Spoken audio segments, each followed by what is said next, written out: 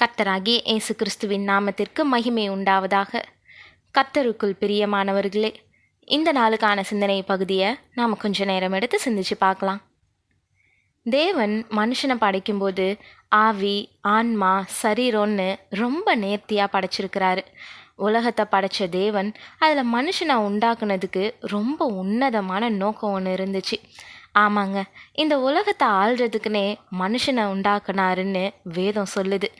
நீர் அவனை தேவ தூதரிலும் சற்று சிறியவனாக்கினீர், மகிமையினாலும் கனத்தினாலும் அவனை முடிசூட்டினீர்.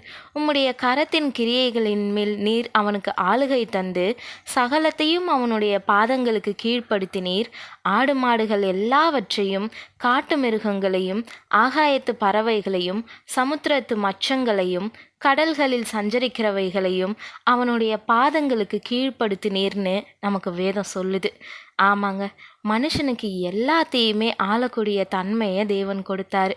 ஆனால் மனுஷனால் எல்லாத்தையும் ஆளக்கூடிய தன்மை இருக்குதான்னு பார்த்தா இல்லைன்னு தான் பதிலாக இருக்குது. மற்ற காரியங்களை ஆள்றதை இருக்கட்டும், தன்னுடைய சரீரத்தை இல்லை தன்னுடைய எண்ணத்தை தன்னுடைய கட்டுக்குள்ளே மனுஷனால் வைக்க முடியுதான்னு நம்ம நிதானித்து பார்த்தோன்னா அது ரொம்பவே இயலாததாக இருக்குது. நம்மளுடைய எண்ணங்கள் நம்மளுடைய கட்டுப்பாட்டில் இல்லை அப்படின்னா நம்மளுடைய வாழ்க்கையும் நம்மளுடைய கட்டுப்பாட்டில் இருக்காது. அப்படி கட்டுப்பாட்டில் இல்லாத வாழ்க்கை மிகப்பெரிய தோல்வியில் தான் கொண்டு போய் முடியும். அதனால் இதை குறித்து இன்றைக்கி சிந்திக்கிறதுக்கு நேரம் எடுத்துக்கலாம். நோபல் பரிசு பெற்ற ஒரு விஞ்ஞானி இளம் வயசுலேயே சிறந்த அறிவாளியாக விளங்கினார். ஆனால் எந்த வேலையையும் ஒருமைப்பாட்டோட செய்யலை. அவருடைய போக்கை பார்த்து அவருடைய தாயார் ரொம்பவே வருந்தினாங்க. ஒரு நாள் அவரை கூப்பிட்டு பூத கண்ணாடியையும் சில காகிதங்களையும் கொண்டு வர சொல்லி காகிதங்களை கீழே போட்டு கண்ணாடியை வெயிலில் காட்டினாங்க. பூத கண்ணாடியை பிடிச்ச தாயோடைய கைகள் இங்கும் அங்குமா அசைஞ்சிக்கிட்டே இருந்துச்சு. ரொம்ப நேரத்துக்கு அப்புறம் தன்னுடைய கைகளை பூத கண்ணாடியினுடைய ஒளி குவியல் காகிதத்தின் மேலே படுமாறு நீட்டினாங்க. ஒளியினுடைய ஒரு முனையில் தீ காகிதத்தை எரிச்சிச்சு. இதை கவனத்தோடு பார்த்துட்டு இருந்த இந்த விஞ்ஞானி ஆச்சரியப்பட்டு போய் நின்னார். அப்போ அந்த தாயார் சொன்னாங்க, ஒருமுகப்படுத்திய ஒளிக்கதிர்கள் நெருப்பாகி காகிதத்தை எரிக்கும், ஆனால் ஒருமுகப்படுத்தாத கதிரினுடைய ஒளியில் நெருப்பு உண்டாகாது. அதுபோல் நீயும் உள்ளத்தை ஒருமுகப்படுத்தினா எந்த வேலையிலையும் வெற்றி அடையலாம் அப்படின்ட்டு அந்த தாயார் அவருக்கு அறிவுரை சொன்னாங்க.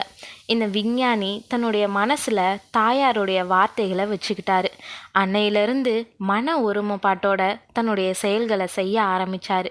பிற்காலத்தில் உலகமே போற்றக்கூடிய சர் ராமன் ஆனார். ஆம் பிரியமானவர்களே, இன்றைக்கி நம்மளுடைய சிந்தை பலவித காரியங்களில் அலசடிப்பட்டுக்கிட்டே இருக்குது. தனிமையிலையும் இரவுலையும் சிந்திச்சு பல காரியங்களில் குழம்பி போய் கிடக்கிறோம். பாரமான பல சிந்தைகள் நம்மளை சிறைப்படுத்தி வச்சிருக்குது. எதை எப்படி யோசிக்கணும், எப்படி நிதானிக்கணும்னு தெரியாமல் சிந்தை செதறி போய் வாழ்க்கையில் பல தோல்விகளையும் இழப்புகளையும் சந்திக்கிறோம். தேவனுடைய பிள்ளைங்க நல்ல ஆவிக்குரிய வாழ்க்கையை வாழணும்னு விரும்புகிறவங்க கூட பிரச்சனையில் சிந்தனையை ஒருமுகப்படுத்த முடியாமல் தவிச்சிட்டு இருக்கிறாங்க. பலவானை பார்க்கிலும் நீடிய சாந்தமுள்ளவன் உத்தமன், பட்டணத்தை பிடிக்கிறவனை பார்க்கிலும் தன் மனதை அடக்குகிறவன் உத்தமன்னு நீதிமொழிகள் 16:32 வாசிக்கிறோம். ஆமாங்க, தன்னுடைய மனசை அடக்க தெரியணும். எதுக்கு எடுத்தாலும் இருமனமாக யோசிக்கக்கூடாது, பயப்படக்கூடாது, குழம்பக்கூடாது. நமக்கும் அமைதலும் தெளிந்த புத்தியும் உள்ள ஆவியை தேவன் கொடுத்துருக்கிறாரு. நம்ம தேவனுடைய சமூகத்தில் எந்த பிரச்சனையானாலும் அதை ஒப்பு கொடுத்துட்டு அமைதியாக அவருக்கு நேராக நம்மளுடைய சிந்தையை வச்சுட்டு காத்திருந்தோன்னா எல்லாத்துக்குமே விட கிடைக்கும். குழப்பங்களும் பயமும் தெளிவின்மையும் விசுவாச வாழ்க்கைக்கு நேர் எதிரானது.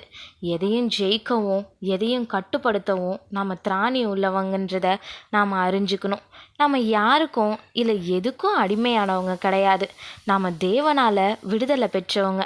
நம்ம எந்த தீதையும் எதிர்க்கவும் முடியும், எந்த நல்லதையும் செஞ்சு முடிக்கவும் முடியுன்றதை முழுசாக அறிஞ்சிருக்கணும். ஆமாங்க, நம்மளை பலப்படுத்துகிற கிறிஸ்துவால் எல்லாத்தையும் செய்கிறதுக்கு நமக்கு பலன் உண்டு அப்படின்றத அறிஞ்சு நாம் சாதிப்போம்.